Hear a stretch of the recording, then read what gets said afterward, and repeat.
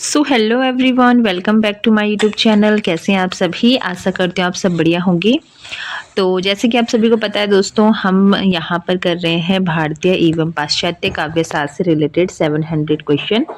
और ये जो है दोस्तों हमारी इस टॉपिक की जो है दोस्तों थर्ड क्लास रहने वाली है, जिसमें कि जो है दोस्तों हम 700 क्वेश्चन के अंडर में जो है दोस्तों भारतीय एवं पाश्चात्य काव्य शास्त्र से related most important question cover कर रहे हैं।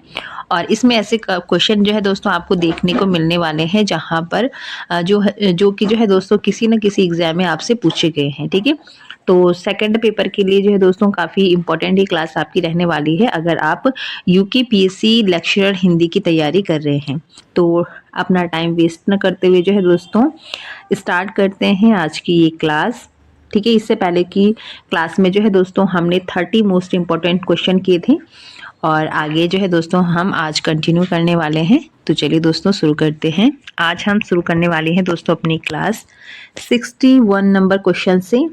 तो यहाँ पर क्वेश्चन है दोस्तों आपके पास, काव्य ग्राह्य अलंकारात सूत्र किसका है? ठीक है, तो यहाँ पर सूत्र दिया गया है काव्य ग्राह्य अलंकारात। किसका ये सूत्र है ये आपको बताना है। ऑप्शन है भामह, रुद्रट, उद्भट, वामन या फिर दंडी। तो ये जो सूत्र है दोस्तों ये दिया गया है वामन के द्वारा। तो आपका जो यहाँ पर राइट आंसर हो जाएगा ये हो जाएगा दोस्तों ऑप्शन नंबर डी। ठीक है, यहाँ पर आप देख सकते हैं दोस्तों छत्तीसगढ़ असिस्टेंट प्रोफेसर 2014 भर्ती में ये पूछा गया था। आश्रम पद्धति पीजीटी 2012 में ये क्वेश्चन बना हुआ था। इसके अलावा जीएससी प्रवक्ता भर्ती परीक्षा जो आपकी हुई थी 2009 में, उसमें भी ये क्वेश्चन आपसे पूछा गया है। ठीक है, यहाँ पर अगर हम जो है दोस्तों इसकी व्याख्या देखें तो काव्य ग्राह्य अलंकारात सूत्र वामन का है। रीति को काव्य की आत्मा मानने वाले वामन ने कोई स्वतंत्र लक्षण नहीं दिया है, किंतु जो है दोस्तों रीति वर्णन में उनके विचार उपलब्ध होते हैं। वामन ने सौंदर्याम अलंकारः कथन कहा है। अगर ये कथन आपसे एग्जाम में पूछा जाए कि सौंदर्यम अलंकारः किसने कहा है, तो ये कथन भी जो है दोस्तों आपका वामन का हो जाएगा। इसके अलावा आप यहाँ पर देख सकते हैं दोस्तों काव्यम तु जायते जातु कश्चित् प्रतिभा, ये काव्य हेतु के संदर्भ में कहा गया है और ये उक्ति जो है दोस्तों भामा की है।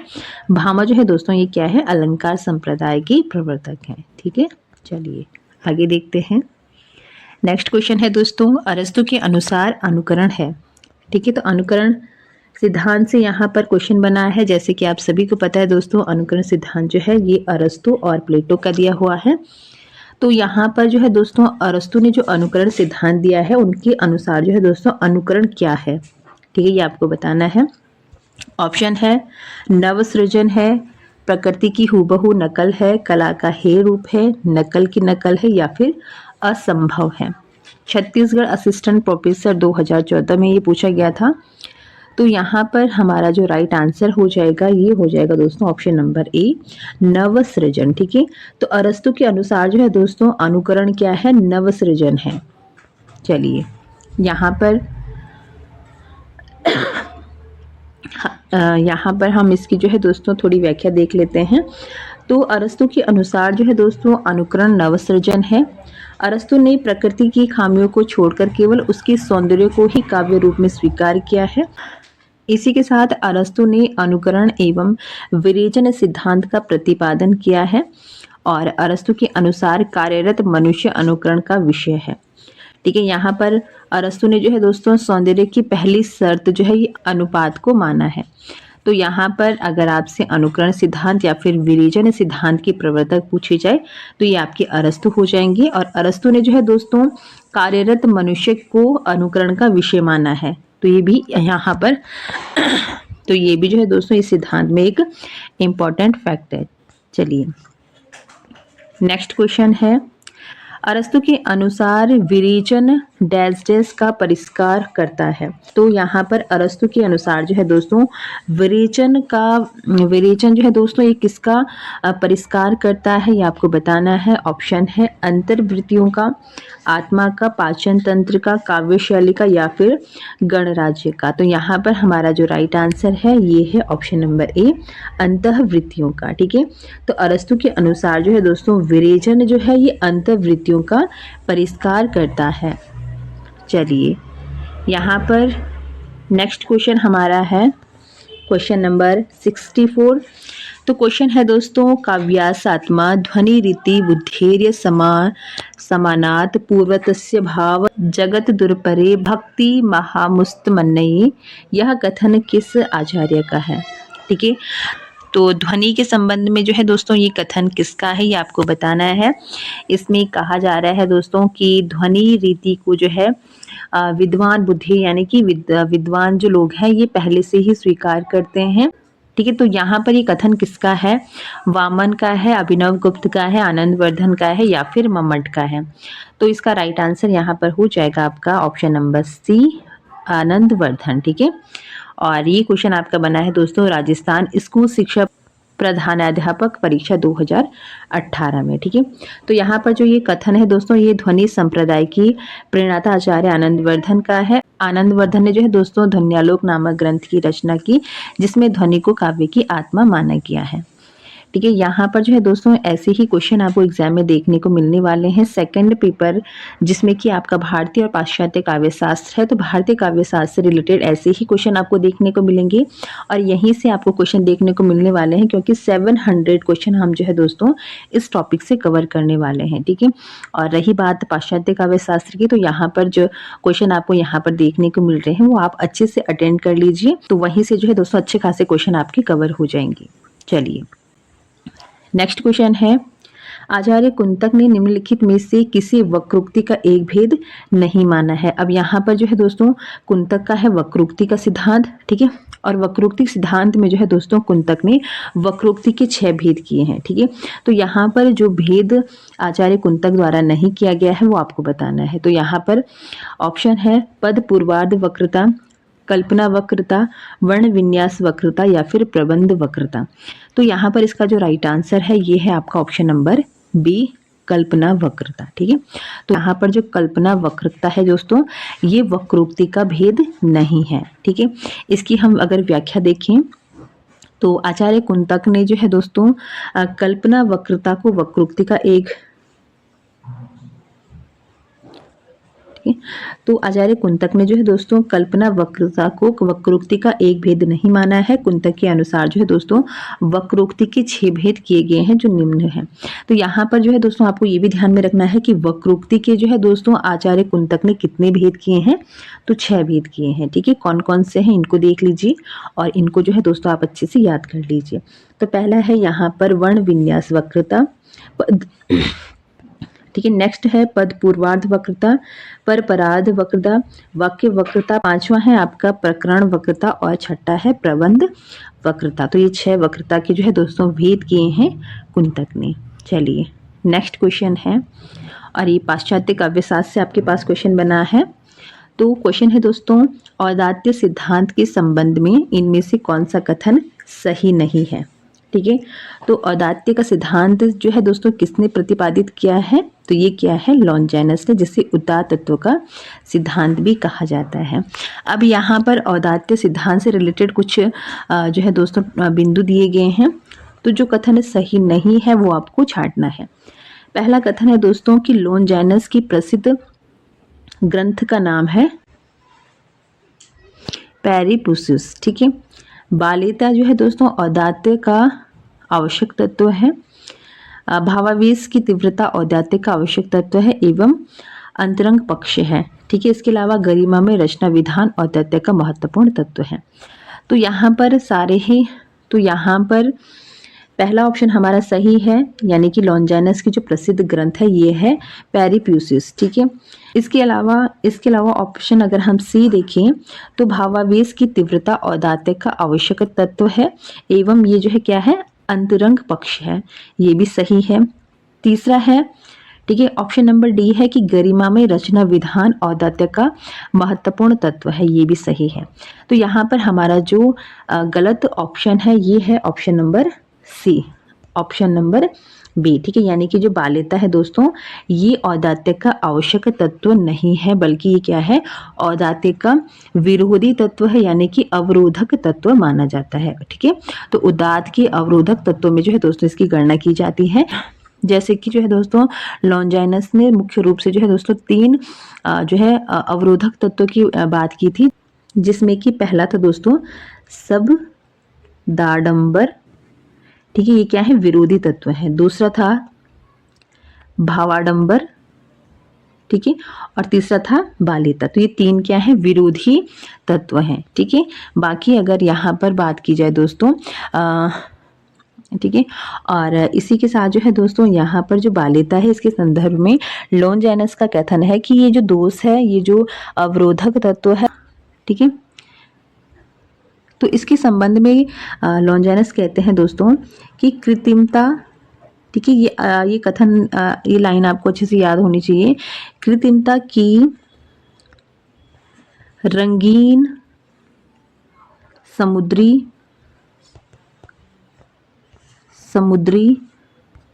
चट्टान है, ठीक है। तो बालिता के संबंध में ये कथन है कि लॉन्जाइनस कहते हैं कि जो बालिता है ये क्या है, कृत्रिमता की रंगीन समुद्री चट्टान है। तो क्वेश्चन बनेगा कि लॉन्जाइनस ने जो है दोस्तों किसी कृत्रिमता की रंगीन समुद्री चट्टान कहा है, तो ये कहा है बालिता को, ठीक है। चलिए, तो यहाँ पर हमारा जो राइट आंसर हो जाएगा, ये हो जाएगा ऑप्शन नंबर बी। चलिए नेक्स्ट क्वेश्चन है क्वेश्चन नंबर 67। कार्ल मार्क्स और उनके विचारों के बारे में इनमें से कौन सा कथन असत्य है? पहला है कि मार्क्स के अनुसार श्रम वर्ग संघर्ष काव्य की मूल प्रेरणाएं हैं। कार्ल मार्क्स ने सृजन की प्रक्रिया में सौंदर्य की भावना को कुछ भी महत्व नहीं दिया है।